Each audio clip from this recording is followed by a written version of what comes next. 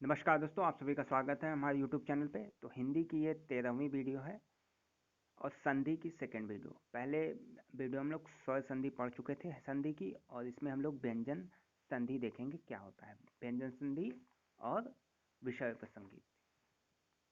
तो व्यंजन संधि की परिभाषा: व्यंजन के बाद यदि किसी स्वर में या व्यंजन के आने से उस व्यंजन में जो परिवर्तन होता है उसे व्यंजन संधि कहते हैं।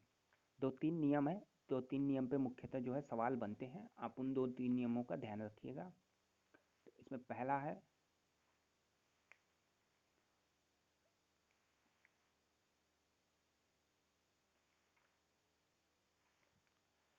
वर्ग के पहले वर्ण का तीसरे वर्ण में परिवर्तन।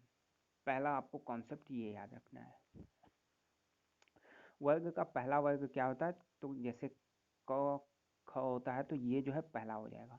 ग घ अंगा, ये दूसरा, ये तीसरा, ये चौथा, ये पांचवा वर्ण। तो वर्ग के पहले यानी क हो गया, च हो गया, ट त प, यानी सबका जो होता है उसका सबका पहला वर्ग जो है वर्ण जो है वो तीसरे वर्ण में कन्वर्ट हो जाएगा, यानी ग ज ड द और ब में। ठीक है, जो पहला वर्ण है वो तीसरे वर्ण में कन्वर्ट हो जाएगा। पहला इसका नियम है। यह जो है व्यंजन।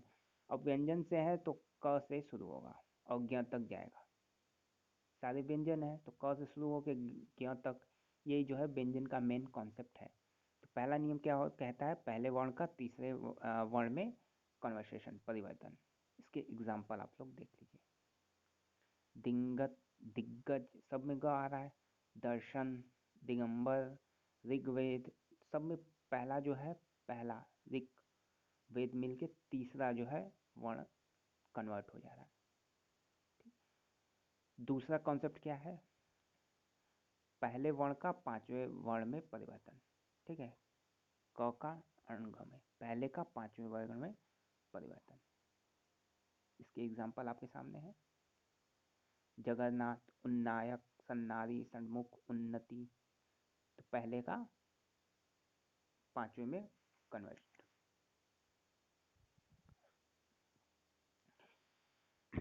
छ संबंधी नियम तो हर्ष स्वर ये होता है, दीर्घ स्वर ये सारे होते हैं। ठीक, इसके एग्जाम्पल।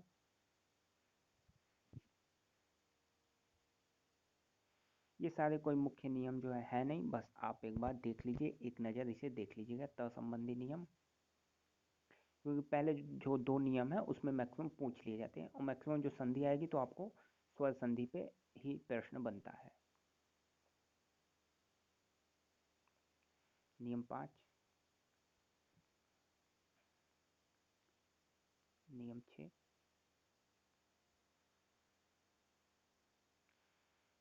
तो ये हो गया व्यंजन में पहले जो नियम दो थे वो मेन थे, वो आपको बता दिए गए हैं।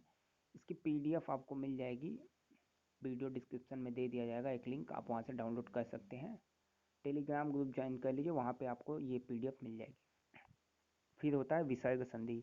तो विसर्ग के बाद किसी स्वर अथवा व्यंजन के आने से विसर्ग में जो परिवर्तन होता है उसे विसर्ग संधि कहते हैं।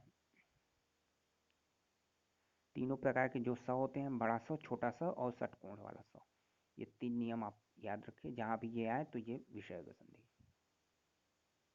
हरिश्चंद्र, नमस्ते, निष्ठुर, निश्चल, ये सारे दुस्तर। तो सभी प्रकार के श आप विसर्ग में रखेंगे। विसर्ग में कोई परिवर्तन न होना, जैसे दु प्लस शासन दुशासन, दु प्लस सह दुशासन, नी प्लस संकोच निसंकोच, नी प्लस संदेह निसंदेह। जहाँ पे नी आपको आ रहा है इस तरीके का, वहाँ पे आप विसर्ग संधि लगा देंगे कि वो सारे संधि जो है कौन सा होगा? विसर्ग संधि होगा।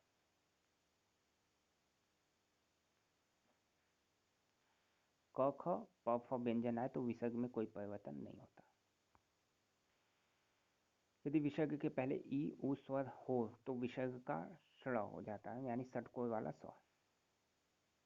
नी प्लस पाप, निष्पाप, नी ई, नी ई आ रहा है फल, निष्फल। ठीक, द वाला कॉन्सेप्ट।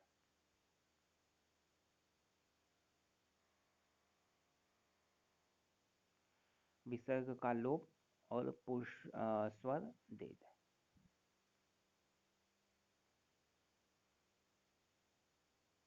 ठीक। फिर इसके बाद जो है हिंदी की संधियाँ आ जाती हैं, तो ये आगम आप देख लीजिए। आगम हिंदी में प्रायः एक साथ दो स्वर उच्चारित नहीं होते। यदि किसी शब्द में दो स्वर एक साथ आ जाते हैं तो दोनों के बीच व्यंजन य का आगम हो जाता है। जैसे कवियों, कवि प्लस ओ कवियों, तो य आया। ला प्लस आया, लाया, तो यहाँ पे य आ जाता है। ठीक है। तो ये संधि मेन था। मेन जो है आपको पहला स्वर संधि 3 प्रकार होते हैं, स्वर, व्यंजन और विसर्ग। तो स्वर संधि आपको मेन जो है इसमें 5 टाइप होते हैं, उसी 5 में आपको क्वेश्चन पूछ लिए जाते हैं। कभी कभी ऐसा होता है कि आपको व्यंजन या विसर्ग संधि में प्रश्न आते हैं। ठीक है। तो जब भी वीडियो देखिए आप पूरी, ये जो 14 वीडियो हो गई है टोटल, तो पूरी आप एक बार सीरीज देख लेंगे तो मैक्सिमम जो हिंदी का कॉन्सेप्ट है आपको क्लियर हो जाएगा। ठीक है। वीडियो पसंद आई तो लाइक जरूर कर दें और चैनल को सब्सक्राइब कर दें। धन्यवाद।